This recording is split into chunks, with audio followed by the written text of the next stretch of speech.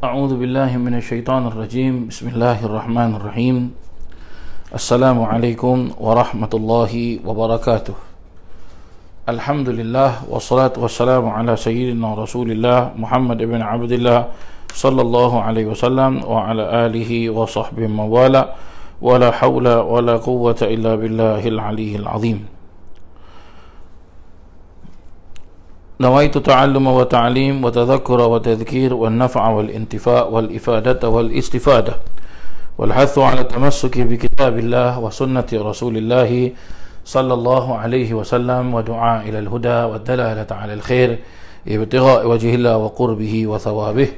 اللهم ارزقنا يا ربي فهم النبيين وحفظ المرسلين وإلهام الملائكة المقربين برحمتك يا أرحم الراحمين والحمد لله رب العالمين. Muslimin dan muslimat, hadirin dan hadirat yang dirahmati Allah Subhanahu wa taala. Marilah sama-sama kita mulakan kuliah maghrib kita yang di anjuran Masjid Al-Abdul Razak, iaitu pengajian kitab hadis, kitab Riyadhus Salihin. Mudah-mudahan dengan pembacaan kitab kita ini Allah Subhanahu wa taala memberkati kehidupan kita dan Allah Subhanahu wa taala mengampunkan dosa-dosa kita dan Allah Subhanahu wa taala menerima segala amal ibadah kita di dunia dan juga di akhirat. Dan juga mudah-mudahan Allah Subhanahu wa taala merahmati kedua orang tua kita, wa ala hadhihi niyyah wa ala man nawa aslafuna salih wa ala man nawa shaykhuna wa murabbina Al-Umar bin Muhammad bin Salim al-Hafidh wa ila hadratin Nabi Muhammadin sallallahu alaihi wasallam. Al-Fatihah. A'udzu billahi minasy syaithanir rajim. Bismillahirrahmanirrahim. Alhamdulillahi rabbil alamin arrahmanir rahim maliki yaumiddin. Iyyaka na'budu wa iyyaka nasta'in ihdinas siratal mustaqim siratal ladzina an'amta 'alaihim ghairil maghdubi 'alaihim waladdallin. Amin. Bismillahirrahmanirrahim.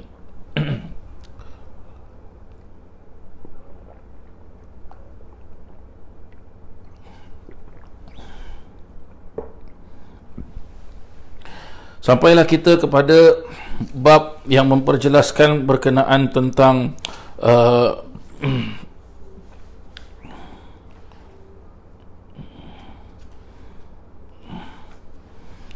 bab yang ke-45, ya. Bab yang ke-45 dalam kitab Riyadhus Salihin, bab yang memperjelaskan tentang berziarah kepada ahli kebaikan, duduk bersama mereka, berkawan dengan mereka, mencintai mereka dan berziarah kepada mereka dan minta mereka ziarah ke tempat kita dan juga meminta doa daripada mereka serta ziarah ke tempat-tempat yang mana mereka selalu pergi ziarah.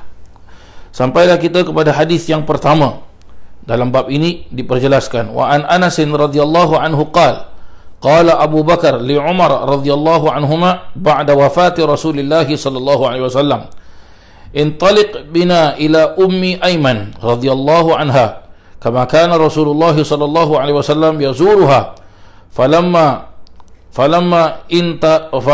intahaya ilaiha bakat faqala laha ma yubkiki amma ta'lamina annama indallahi khairun li Rasulillahi sallallahu alaihi wasallam.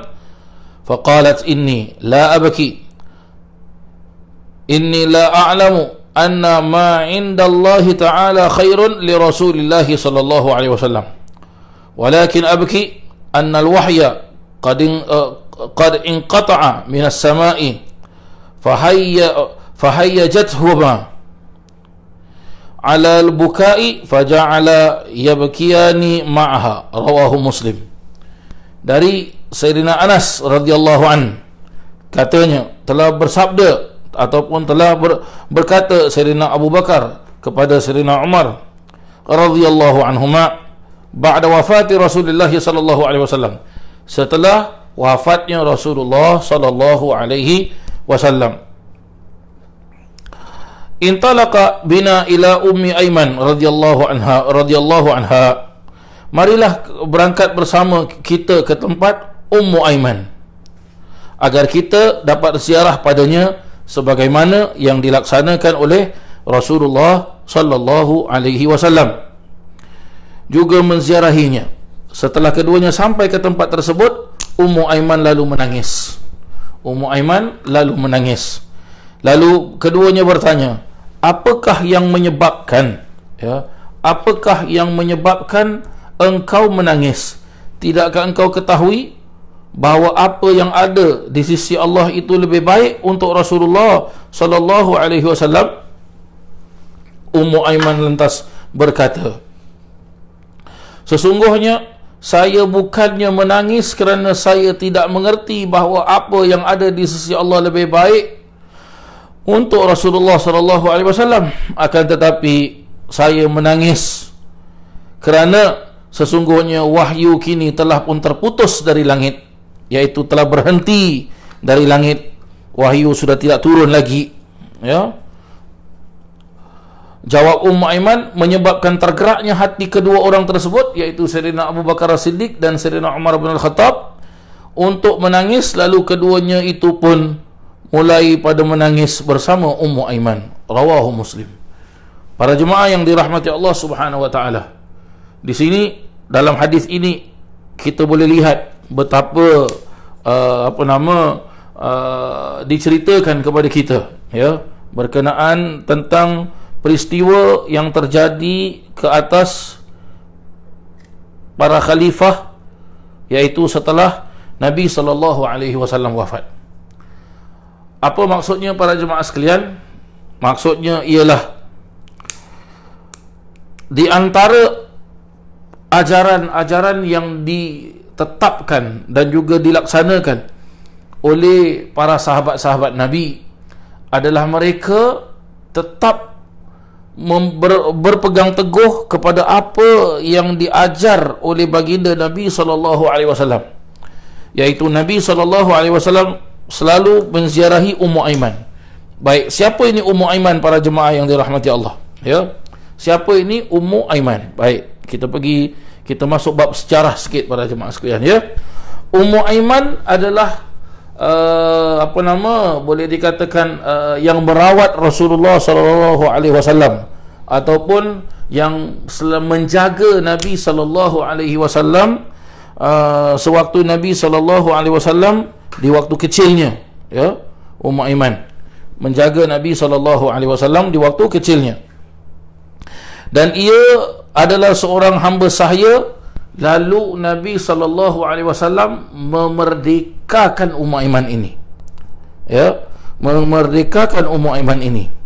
Suaminya bernama Sayyidina Zaid bin Harithah, iaitu suaminya Ummu Aiman, ya. Amat besar penghormatan Nabi sallallahu alaihi wasallam, ya. Nabi sallallahu alaihi wasallam hormat kepada Ummu Aiman ini, ya, serta sangat Nabi sallallahu alaihi wasallam muliakan. Bahkan Nabi sallallahu alaihi wasallam pernah bersabda, Ummu Aiman itu ummi, makku, ya. Ummu Aiman itu adalah ibu aku, ya. Begitulah sedikit sebanyak berkenaan tentang apa? Berkenaan tentang Ummu Aiman, kerana beliau mengasuh Nabi sallallahu alaihi wasallam sewaktu Nabi masih kecil, ya. Dan diperjelaskan juga di sini para jemaah yang dirahmati Allah, bahawasanya kita boleh lihat sahabat-sahabat Nabi sallallahu alaihi wasallam. Di antaranya yang disebutkan di dalam hadis ini, yaitu Sayyidina Sayyidina Abu Bakar As-Siddiq dan Sayyidina Umar bin Al-Khattab radhiyallahu anhuma. Mereka merupakan khalifah Islam setelah Nabi sallallahu alaihi wasallam wafat. Dan bila setelah Nabi sallallahu alaihi wasallam wafat, mereka tetap menjalankan ajaran dan mengikuti dan berpegang teguh dengan apa yang baginda Nabi sallallahu alaihi wasallam telah ajarkan kepada mereka. Salah satu daripadanya ialah apa? Ialah apa? Kedua-dua sahabat Nabi sallallahu alaihi wasallam ini apa? Menziarahi Ummu Aiman seperti mana yang selalu dilaksanakan oleh baginda Nabi sallallahu alaihi wasallam, ya. Seperti apa yang dilaksanakan oleh baginda Nabi sallallahu alaihi wasallam. Maka kita boleh ambil pelajaran di sini para jemaah sekalian, ya, bahawasanya kalaulah para sahabat-sahabat sudah wafat Nabi SAW, mereka masih mengikuti dan berpegang teguh dengan ajaran-ajaran Nabi SAW, seperti mereka menziarahi Ummu Aiman. Begitu jugalah kita, ya. Nabi SAW sudah wafat, tetapi kita perlu berpegang teguh dengan ajaran Nabi SAW, amalkan. Dan juga kalaulah kita, ya, kehilangan guru, iaitu guru kita wafat, apa yang seharusnya kita buat para jemaah sekalian? Kita berpegang teguh dengan ajaran-ajaran guru kita. Dan begitu juga para jemaah yang dirahmati Allah, kalau kita kehilangan kedua orang tua kita, ya, kalau kita kehilangan kedua orang tua kita, ayah dan ibu kita, apa yang seharusnya kita buat? Kita amalkan ajaran-ajaran mereka, didikan-didikan mereka. Seperti mana mereka mendidik kita, begitu jugalah kita mendidik kepada anak-anak kita, agar supaya ajarannya mereka itu kekal. Dan ya, kalau kita lihat ajaran kedua orang tua kita, orang-orang tua kita dahulu mendidik kita bagaimana? Ya, mereka mendidik kita dengan apa? Dengan ajaran agama Islam. Mereka mengajar kita untuk mendirikan solat, dan sebahagian daripada mereka bagaimana memanggil seorang guru datang ke rumah untuk didik anaknya, biar anaknya tahu membaca Al-Quran, ya, biar anaknya tahu membaca Al-Quran. Dan juga, ya, setelah itu apa? Disekolahkan anak tersebut, ya, diajarkan didikan agama. Ya, salah satu didikan agama ialah berakhlak mulia, beradab dengan orang tua. Apabila ketemu dengan orang tua, bersalaman dengan orang tua, ya, salam orang tua, cium tangan orang tua. Begitu jugalah kalau kita ketemu dengan apa? Ketemu dengan guru-guru, ya, beri salam kepada guru, ya, salam tangan guru tersebut, cium tangan guru tersebut, ya, dan sebagainya. Begitulah yang diajarkan, ya, dalam agama Islam. Maka sesuai seperti apa dalam hadis Nabi SAW yang mengajarkan kepada kita ini. Dan juga dilihat di sini bahawasanya Sayyidina Abu Bakar As-Siddiq dan Sayyidina Umar bin Al-Khattab, tatkala mereka menziarahi Ummu Aiman, maka Ummu Aiman ini pun menangis, ya. Ummu Aiman ini pun menangis. Menangis kerana apa para jemaah sekalian? Menangis kerana satu, mereka lihat ini sahabat Rasulullah yang paling dekat dengan Rasulullah.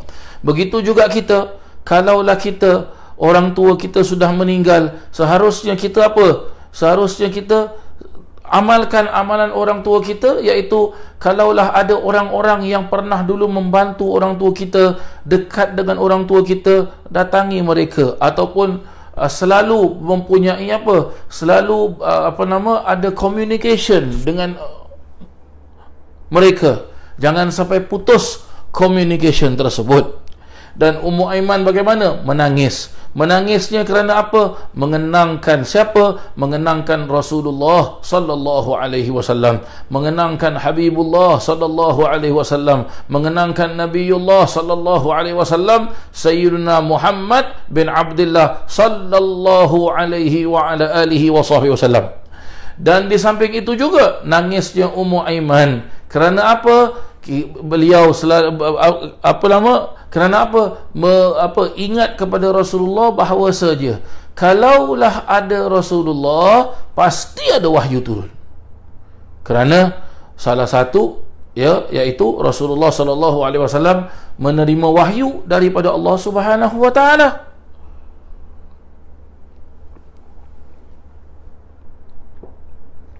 Sekarang Rasulullah sudah wafat, maka terputuslah wahyu. Maksud terputus apa? Sudah tak ada lagi wahyu. Wahyu pun dah stop, berhenti dah para jemaah sekalian.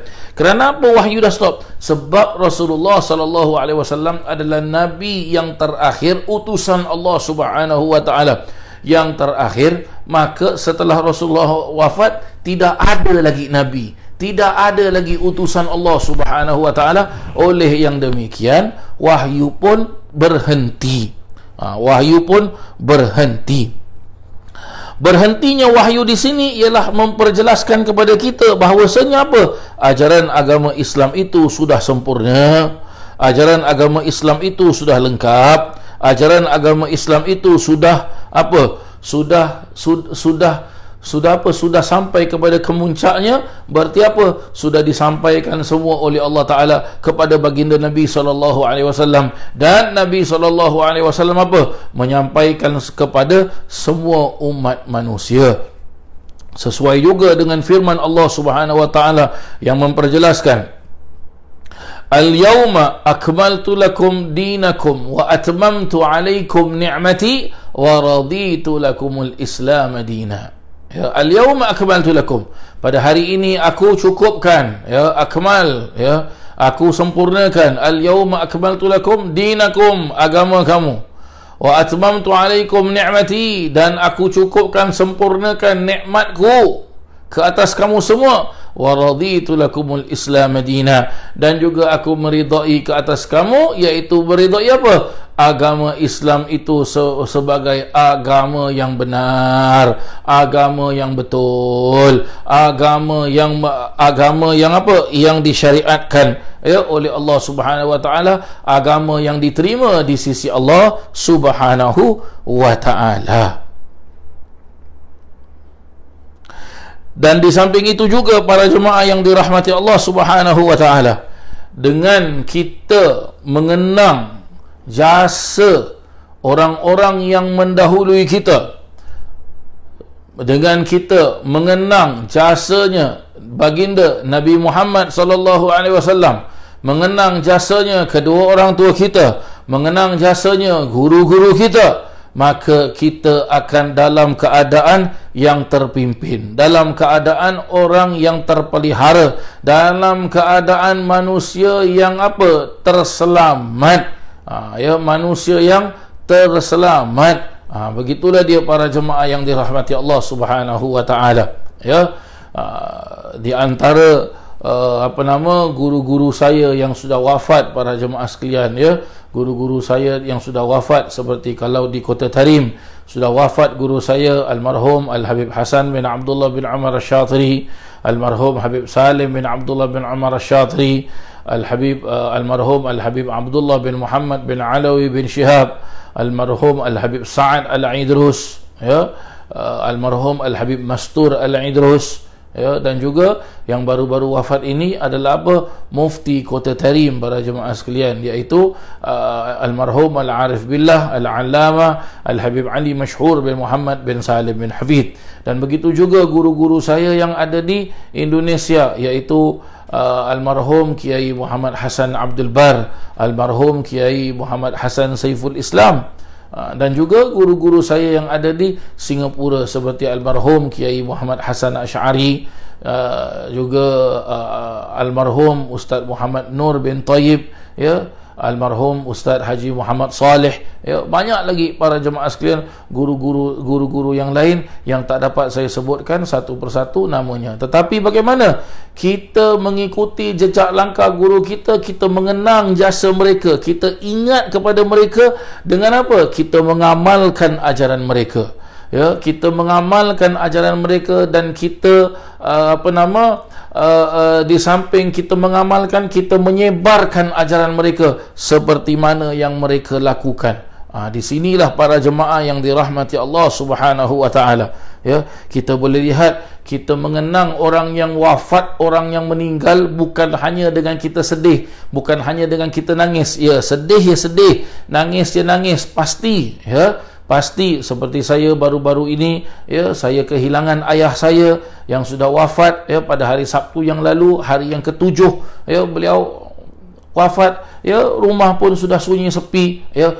Sekarang ini kuliah pembacaan kitab hadis ini, ya, saya adakan kuliah ini di dalam biliknya sendiri. ya, di dalam biliknya sendiri mengenangkan kepada orang tua saya. Maka cara kita mengenangkan di antaranya apa? Kita mengikuti ajaran mereka dan kita mengamalkan, dan juga kita jangan pernah putus mendoakan mereka. Ya, mendoakan mereka. Orang tua kita, kita doakan mereka. Guru-guru kita pun orang tua kita juga.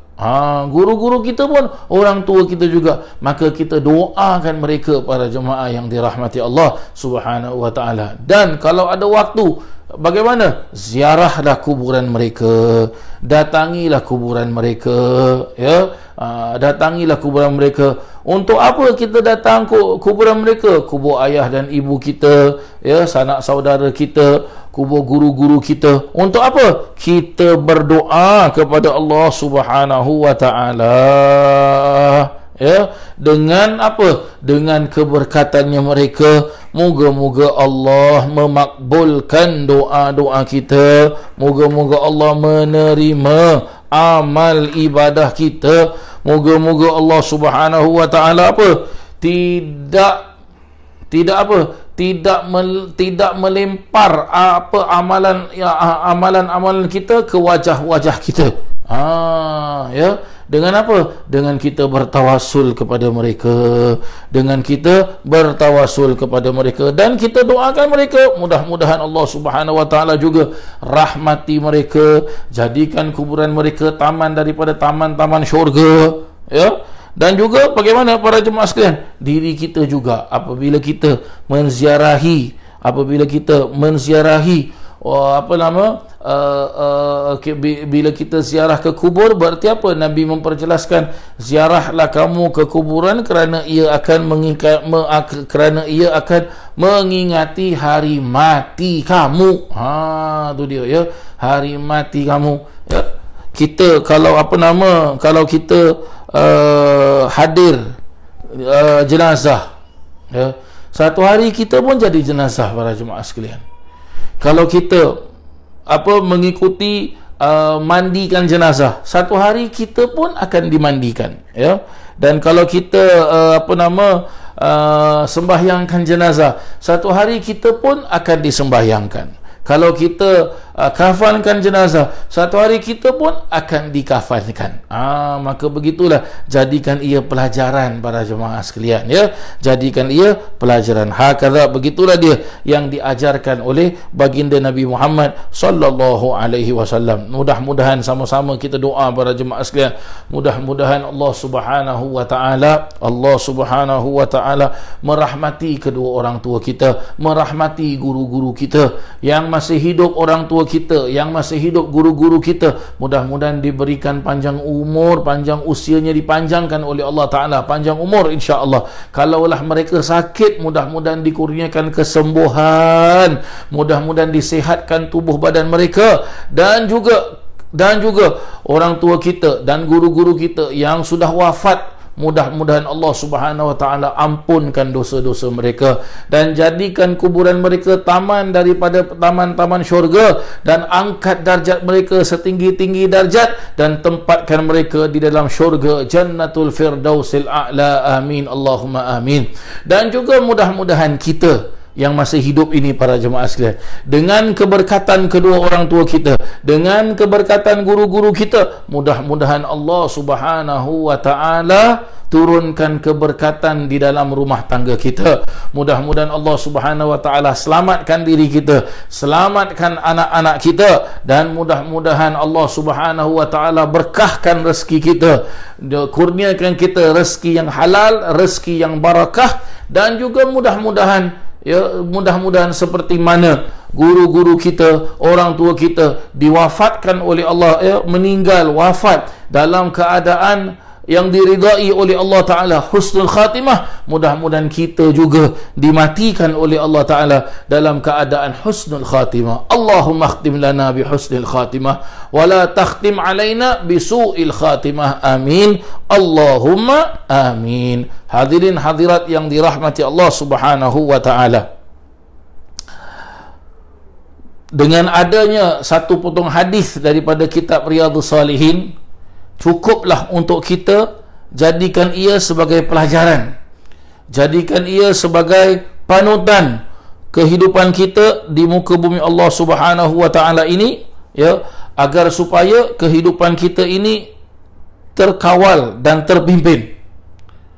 Dan sering-seringlah kita mendoakan mereka, berarti kita harus mempunyai hubungan irtibat batiniah. Apa itu irtibat batiniah para jemaah sekalian? Iaitu hubungan batin antara seorang anak dengan kedua orang tuanya, antara seorang anak murid dengan guru-gurunya. Ini namanya hubungan batiniah para jemaah sekalian. Seperti para sahabat-sahabat Nabi SAW, mereka mempunyai hubungan batiniah dengan Nabi SAW. Ya, mereka mempunyai hubungan apa? Hubungan batin dengan Nabi SAW. Setiap apa yang mereka buat, semuanya mereka pandukan dengan ajaran Nabi Muhammad SAW. Hakadha para jemaah yang dirahmati Allah Subhanahu wa taala. Baiklah para jemaah yang dirahmati Allah, saya rasa saya cukupkan kuliah saya pada hari ini dengan sepotong hadis Nabi SAW. InsyaAllah pada minggu hadapan kita akan lanjutkan lagi, ya, kita akan lanjutkan lagi dalam bab yang ke-45 ini dalam kitab Riyadhus Salihin, ya, dalam kitab Riyadhus Salihin insyaAllah. Rabbana atina fid dunya hasanah wa fil akhirati hasanatan wa qina adzaban nar wa adkhilnal jannata ma'al abrar ya aziz ya ghaffar ya rabbal alamin. Wa sallallahu ala sayidina Muhammadin wa ala alihi wa sahbihi wa sallam walhamdulillahi rabbil alamin. Taqabbalallahu minkum minna wa minkum ya karim. Wassalamu alaikum warahmatullahi wabarakatuh.